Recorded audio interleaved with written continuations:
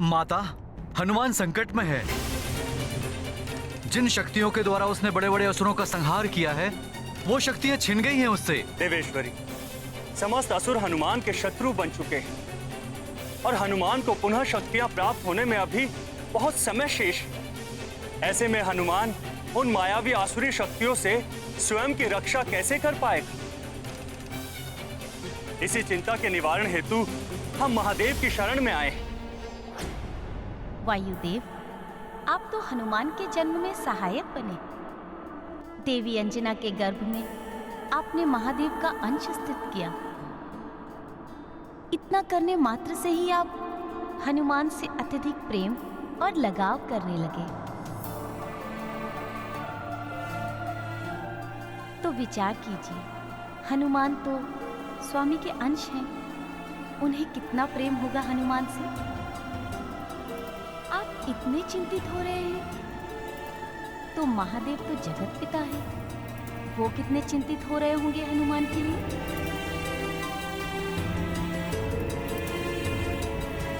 आप सत्य कह रही हैं महादेवी। त्रिलोकीनाथ महादेव तो वैसे भी समस्त संसार की चिंता रखते हैं, और हनुमान, वो तो उनका अंश है। सत्य है देवराज इंद्र, आप देवगणों के आने से पूर्व ही महादेव हनुमान को इन कठिन परिस्थितियों से उबारने के लिए चले गए।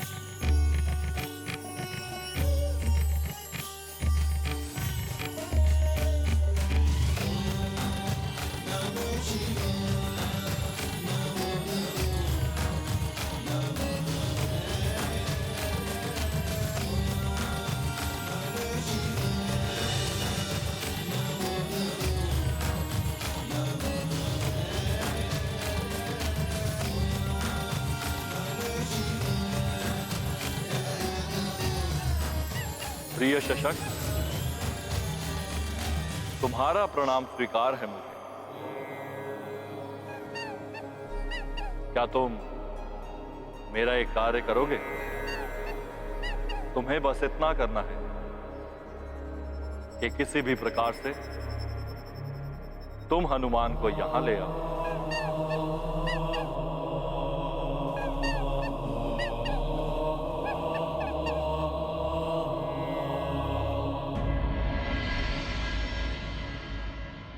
माँ, आपके कहने पर हनुमान ने पूर्व काल के विषय में सोचना बंद कर दिया है, परंतु मुझे आप दोनों से एक वचन चाहिए कि आप दोनों कभी दुखी नहीं होंगे। आपके मुख को मैं प्रसन्नचित्त देखना चाहता हूँ। पिताश्री, आप हनुमान को देखकर गर्व से भर उठते थे, किंतु मुझे आपके श्रीमुख पर मलिनता दिखाई दे रही है। क्या हनुमान से कुछ अनुचित हुआ है? नहीं पुत्र, तुमने कोई अनुचित कार्य नहीं किया, बस समय अनुकूल नहीं है। नियति की, ईश्वर के विधान की एक बड़ी क्रीड़ा है ये। भगवान एक द्वार बंद करता है तो दूसरा खोल देता है। समय कभी एक सा नहीं रहता। समय के बदलते ही, परिस्थितियों के अनुकूल होते ही ईश्वर की असीम कृपा की वर्षा होने लगती है और फिर इंसान की झोली छोटी पड़ जाती है। ये कठिन परिस्थिति भी बदल जाएगी। ईश्वर की कृपा पुनः होगी पुत्र।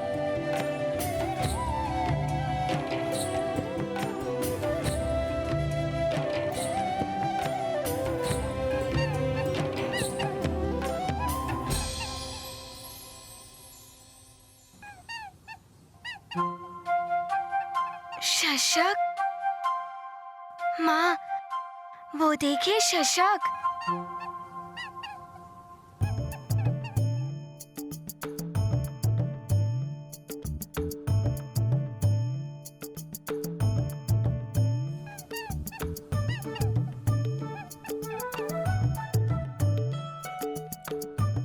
माँ, ये शशक हनुमान से मित्रता करना चाहता है। क्या मैं इसे अपने साथ रख लूं?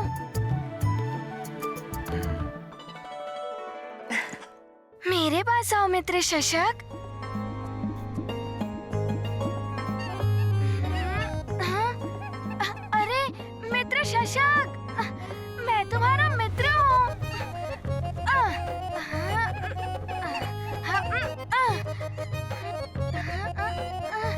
रुको, कहाँ जा रहे हो तुम? रुक जाओ।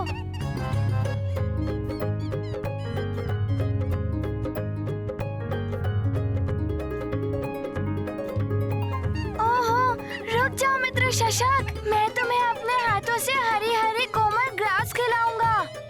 मित्र रुक जाओ। इस शशक ने यहाँ आकर जैसे मेरे हनुमान की शिथिल हुई देह को ऊर्जा से भर दिया। कितना प्रफुल्लित लग रहा है मेरा पुत्र। हाँ प्रिय, बहुत समय के पश्चात हनुमान के मुख पर प्रसन्नता देख रहा हूँ। मेरी बात मान जाओ शशक, मैं तुम्हें बहुत प्रेम से रखूंगा।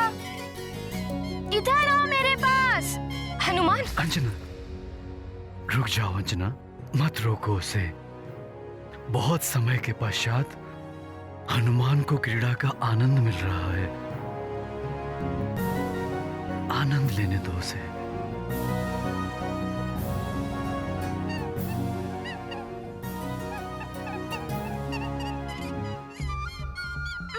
अरे युवराज आज शशक के साथ क्रीड़ा कर रहे हैं। चलो अपना कार्य करते हैं। हाँ चलो चलो।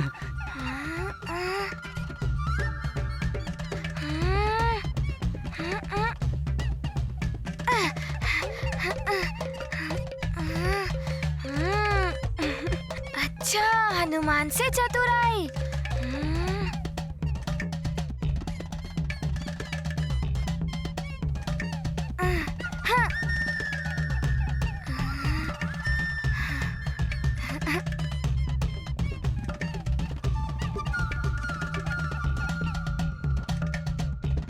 रुक जाओ मित्र। अच्छा, बहुत स्फूर्ति है ना तुम में, किंतु हनुमान की स्फूर्ति से अभी तुम्हारा परिचय नहीं हुआ है। रुको, रुक जाओ। स्वामी, ये क्या हो गया है मेरे हनुमान? सूर्यदेव को लील लेने वाला हनुमान, वायुदेव की गति से भी तीव्र उड़ने वाला हनुमान, आज एक छोटे से शशक को नहीं पकड़ पा रहा है। चिंता मत करो प्रिय, प्रभु की लीला प्रभु ही जाने। मित्र शशक, रुक जाओ, मैं क्लांत हो रहा हूँ। मित्र शशक, कहाँ हो तुम मित्र? शशक।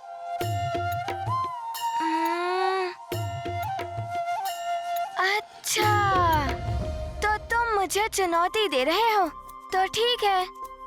बहुत उछल रहे हो ना तुम, किंतु हनुमान तुम्हें एक ही उछाल में पकड़ लेगा।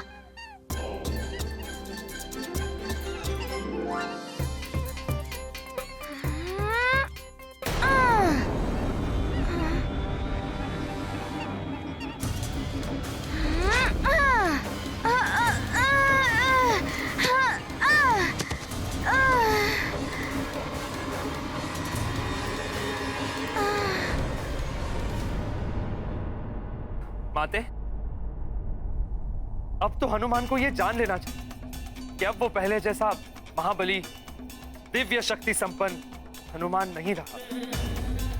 अब वो केवल एक साधारण वानर बालक है। हनुमान साधारण बालक नहीं है, अंश है वो महादेव का। और महादेव उसे निर्बल कैसे रहने देंगे? शक्ति और सामर्थ्य प्रदान करेंगे उसे, ताकि वो पुनः अपनी कर्तव्य मार्ग पर दृढ़ता से आगे बढ़ सके।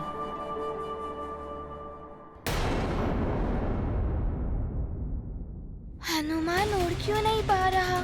शक्तिहीनता का भी अनुभव हो रहा है मुझे। क्या हुआ है हनुमान को?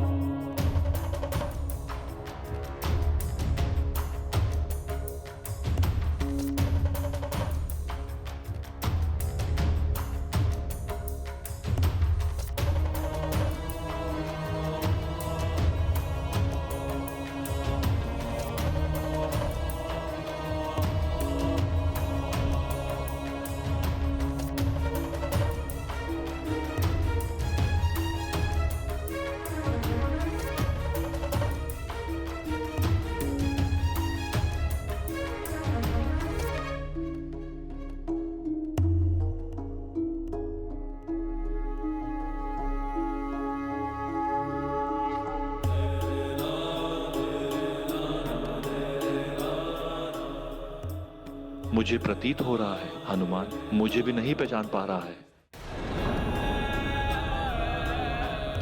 भोले बाबा, आप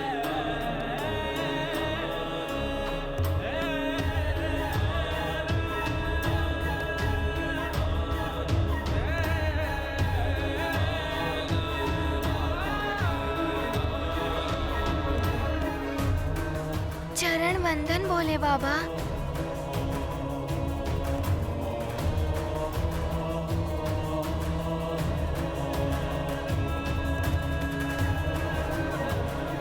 बाबा, हनुमान को ज्ञात था कि आप उसे इस असमंजस की स्थिति से उबारने अवश्य आएंगे। कोई नहीं बता रहा है कि मेरे साथ क्या हुआ है।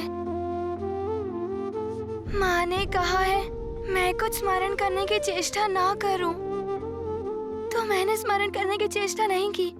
परंतु कोई तो मुझे बताए मेरे साथ क्या हुआ है। मुझे शक्तिहीनता का आभास हो रहा है।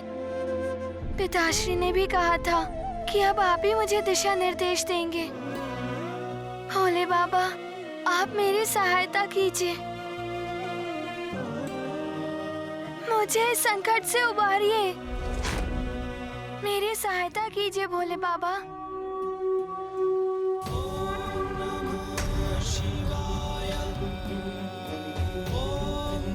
हनुमान,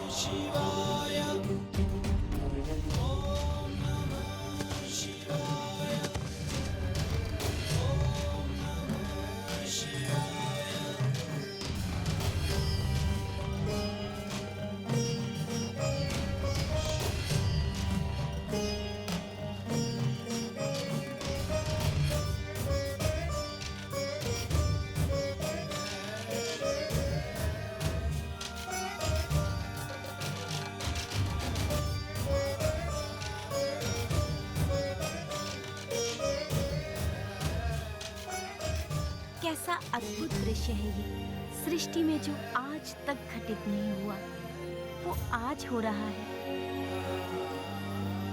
त्रिलोकीनाथ आज पहली बार किसी के समक्ष अपने घुटनों पर बैठे हैं।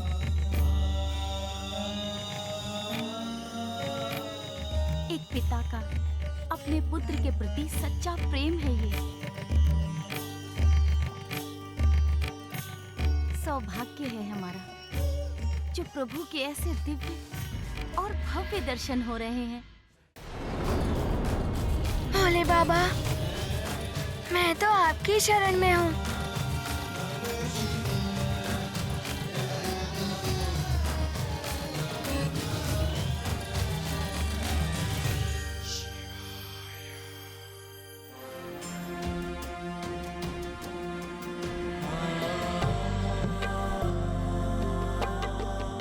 आओ हनुमान।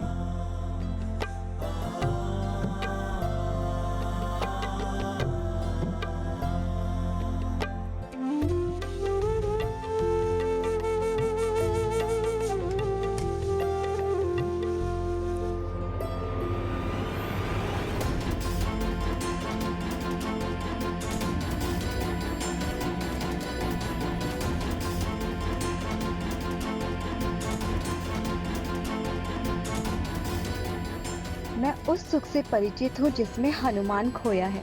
देवेश्वर के वक्ष का ये दिव्य स्पर्श उनके स्नेह सागर में डुबा देता है।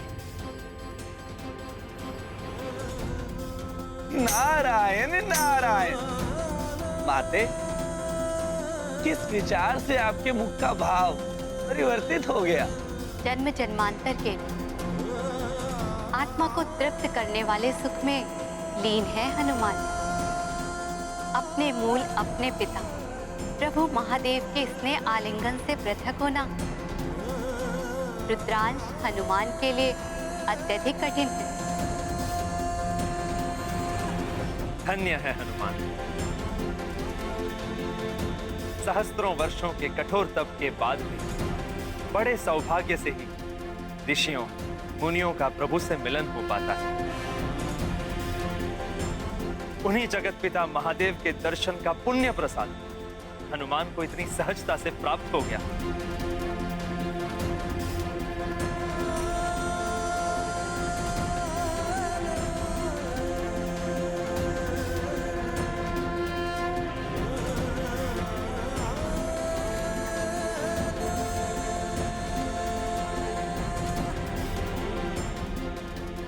हे भोले बाबा, हे जगत पिता, हनुमान को सदैव अपने वक्ष से लगाए रखिएगा।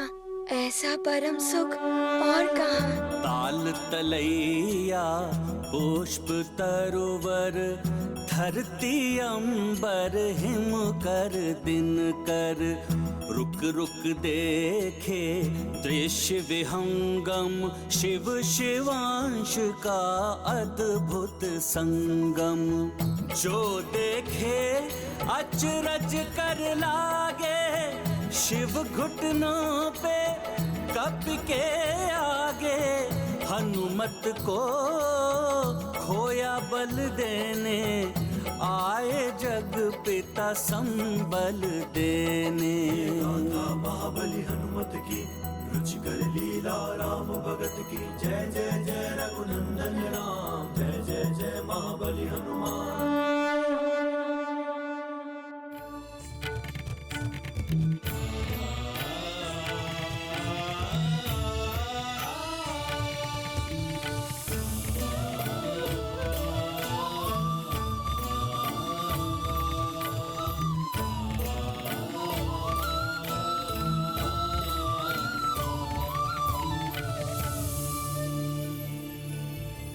भोले बाबा, क्या था वो क्या था आपके हृदय से लगकर जिसका अनुभव हुआ हनुमान को?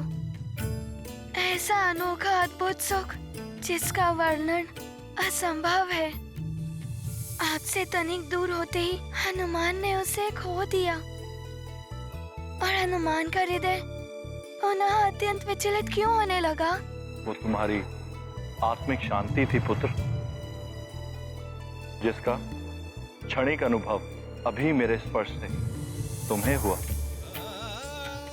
तुम्हें सदैव ये परम सुख प्राप्त हो। तुम्हारी व्याकुलता दूर करने, तुम्हें शक्ति समर्थ बनाने आया हूं मैं। स्वयं को भूल चुके हो हनुमान, अपने आत्मबल और आत्मविश्वास से वंचित हो गए हो हनुमान, परंतु मैं तुम्हें अपनी आंतरिक शक्ति जागृत करना सिखाऊंगा और हठ योग की शिक्षा दूंगा। स्वयं देवाधिदेव महादेव हनुमान के गुरु बनेंगे। ये तो हनुमान का सौभाग्य है। परंतु हे भक्तवत्सल, क्या हनुमान ये ज्ञान अवश्य ग्रहण कर सकोगे पुत्र। मैं स्वयं तुम्हारा मार्गदर्शन करूंगा। तो फिर तुम्हारे लिए क्या असंभव है पुत्र? सर्वप्रथम मैं तुम्हें ध्यान योग की शिक्षा दूंगा। उससे तुम्हारे चित्त में शांति और एकाग्रता स्थापित होगी। तुम्हें स्थिरता प्राप्त होगी पुत्र। स्थिरता? ध्यान योग द्वारा प्राप्त स्थिरता योग सिद्धि का आधार है। स्थिर चित्त होकर ही कोई योग की अन्य विधाओं का ज्ञान प्राप्त कर सकता है। परंतु भोले बाबा, हनुमान समझा नहीं ये स्थिरता क्या है और उसकी क्या आवश्यकता है। स्थिरता से गांभीर्य का विस्तार होता है पुत्र। आओ मैं तुम्हें समझाता हूं।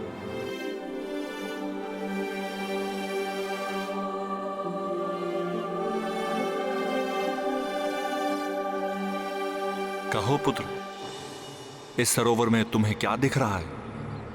भोले बाबा, हमारी प्रतिछाया।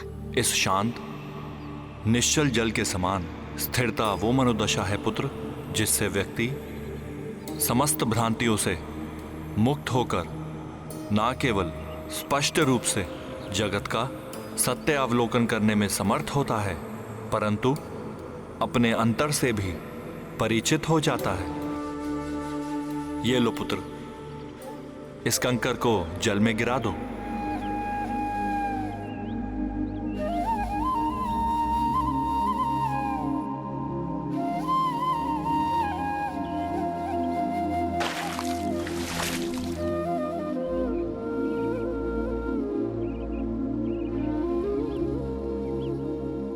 देखो, क्या अब भी तुम्हें अपनी प्रतिछाया दिखाई दे रही है पुत्र? नहीं भोले बाबा।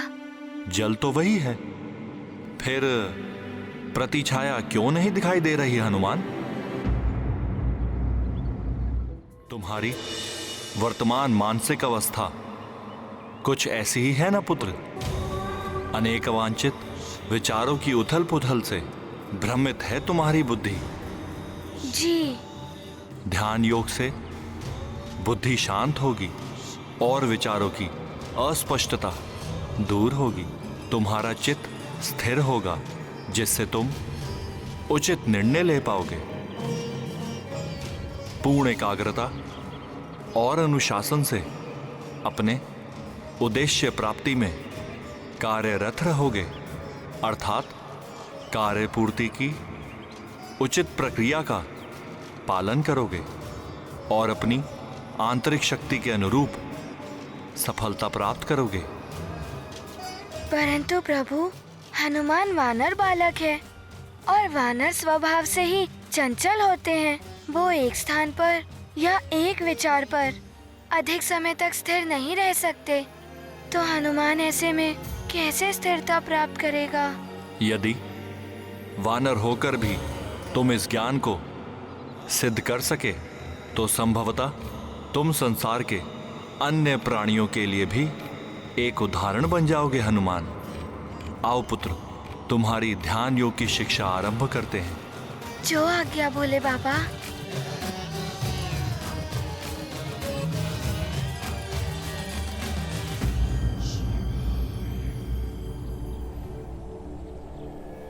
ध्यान योग का ध्यान प्राप्त करने के लिए सर्वप्रथम ध्यान मुद्रा में बैठना आवश्यक है, अर्थात अपने दोनों हाथों को अपने घुटनों पर इस प्रकार रखो जिससे हथेली ऊपर की ओर रहे।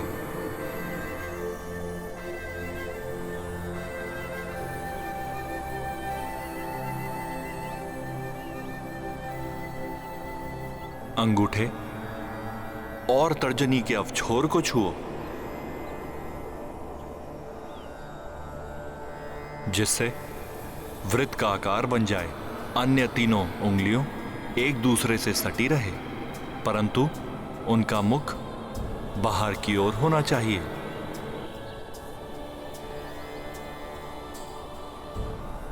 यह मुद्रा तुम्हारी भारी देह और अंतरात्मा के संयुक्त होने का प्रतीक है। अब उचित मुद्रा प्राप्त करने के पश्चात तुम्हें ओम शब्द का जाप करना है। ओम ओम क्या है भोले बाबा? इस एक शब्द में ब्रह्मांड का साहद निहित है पुत्र। सृष्टि की उत्पत्ति के समय श्रवण होने वाली ये प्रथम ध्वनि है पुत्र। प्रथम ध्वनि? हाँ पुत्र, सर्वप्रथम संपूर्ण ब्रह्मांड में यही एक शब्द गुंजायमान था। ओ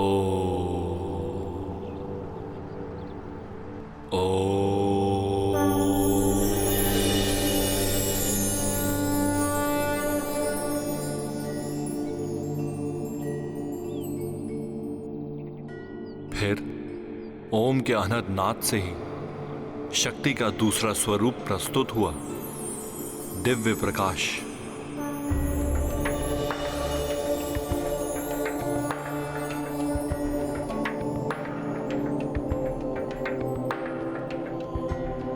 पंदोपरांत इसी विशाल प्रकाश पुंज रूपी शक्ति एवं ओम की ध्वनि से धीरे धीरे संपूर्ण सृष्टि का जन्म हुआ।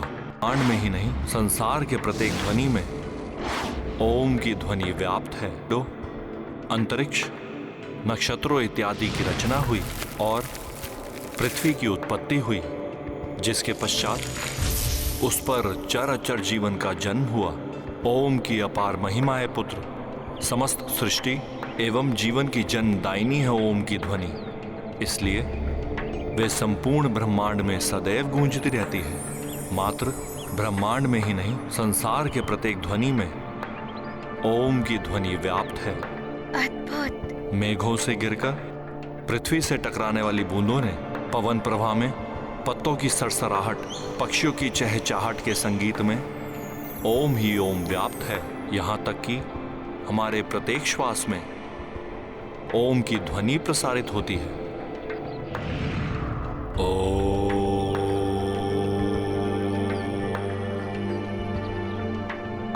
प्रभु, हनुमान को भी ओम की ध्वनि का आभास हो रहा है।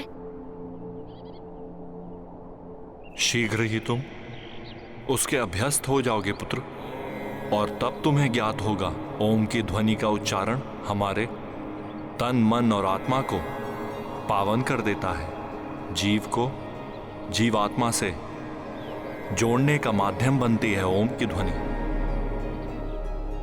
प्रभु, फिर तो मैं शीघ्र इसका उच्चारण प्रारंभ कर देता हूँ।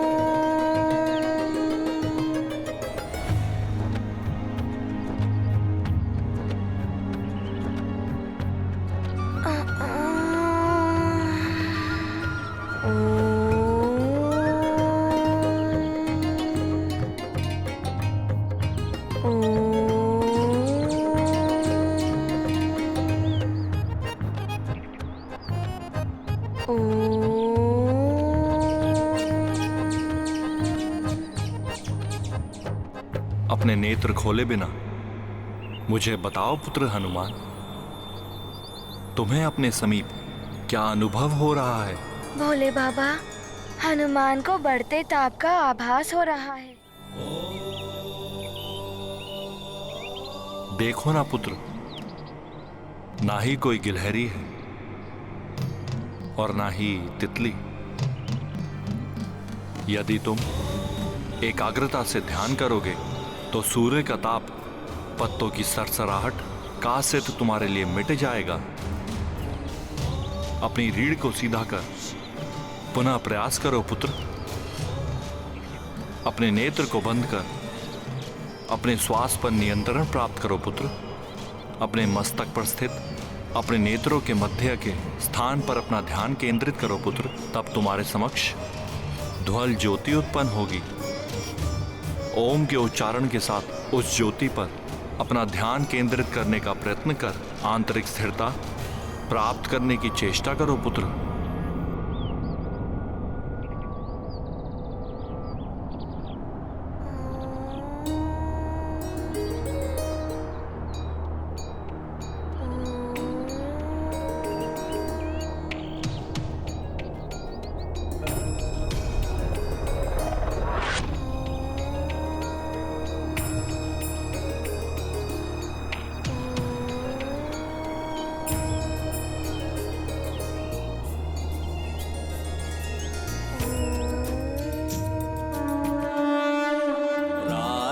प्रभात आवे और जावे, हनुमत बर बस ध्यान लगावे। ओम निरंतर जपत हनुमंता, पावे है तू चित स्थिरता। शिव शंभो जब शिवांश संगी, किस विध होवे विफल बजरंगी। राम काज पूरन के प्रयोजन, जब तब सब करी केसरी नंदन। महाबली हनुमत की, रुचिकर लीला राम भगत की। जय जय जय रघुनंदन राम, जय जय जय महाबली हनुमान। प्रतीत होता है हनुमान को ध्यान पद्धति का ज्ञान हो रहा है, परंतु मुझे अभी भी संदेह है कि हनुमान का चंचल चित्त पूर्ण स्थिरता प्राप्त कर सकेगा। इस बात का निर्णय तो समय आने पर स्वतः हो जाएगा देवराजेंद्र।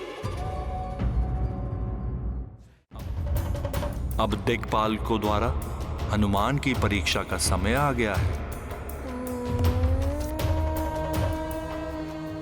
जल का प्रयोग सर्वाधिक सहजता से किसी का ध्यान भंग कर सकता है।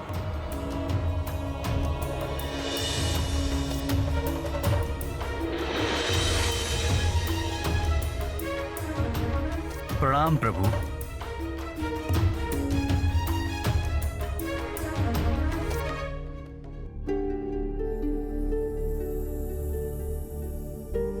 हनुमान, मेरी कामना है पुत्र, मेरी असफलता तुम्हारी सफलता प्रमाणित करे पुत्र।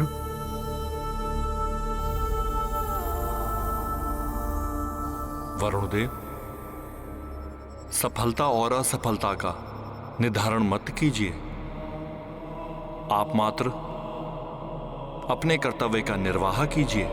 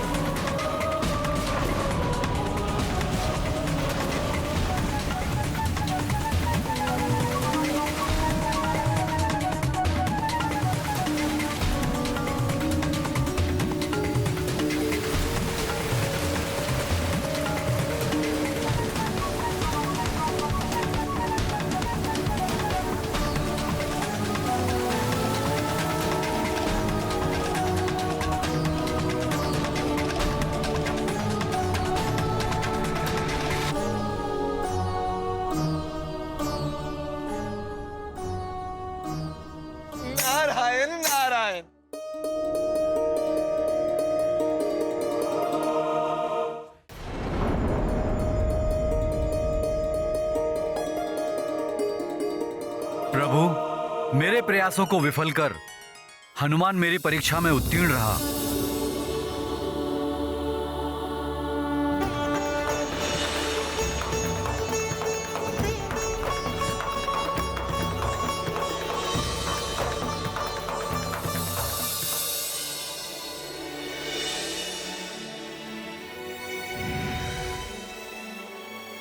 प्रणाम महादेव। आपका कल्याण हो वायुदेव।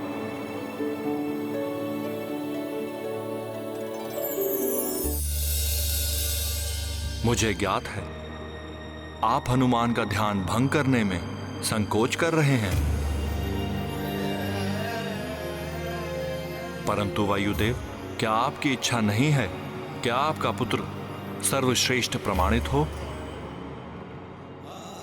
और श्रेष्ठ वही सिद्ध होता है जो कठिन परीक्षा में सफल हो।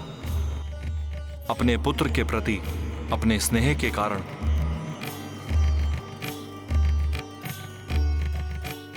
आप अपनी शक्ति को क्षीण मत करिएगा वायुदेव। अपनी पूर्ण शक्ति का प्रयोग कीजिए हनुमान पर। जो आज्ञा महादेव।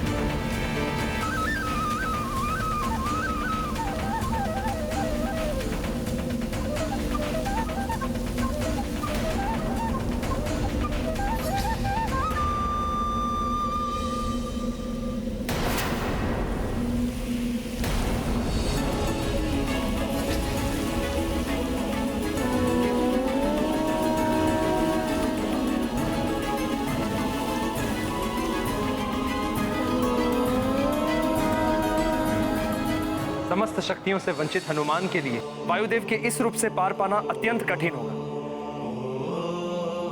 संभव है कि वो वायुदेव का सामना ना कर पाए।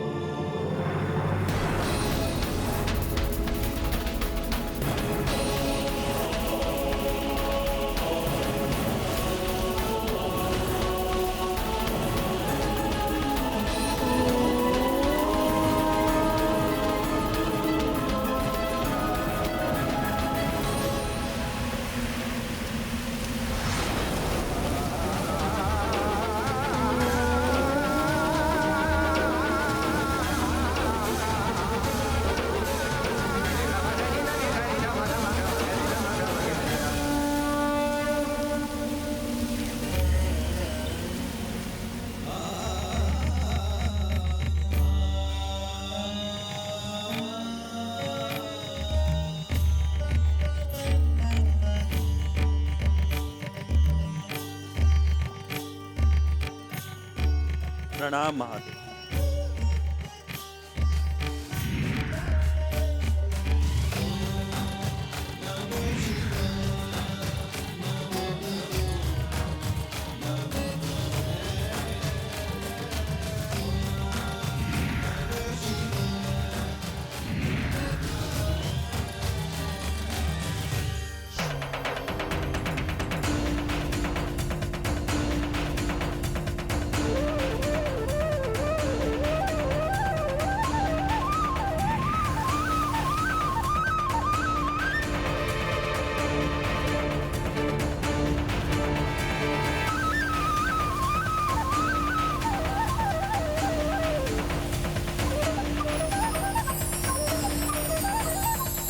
एकाग्रता ही सफलता और ईश्वर की प्राप्ति का साधन है।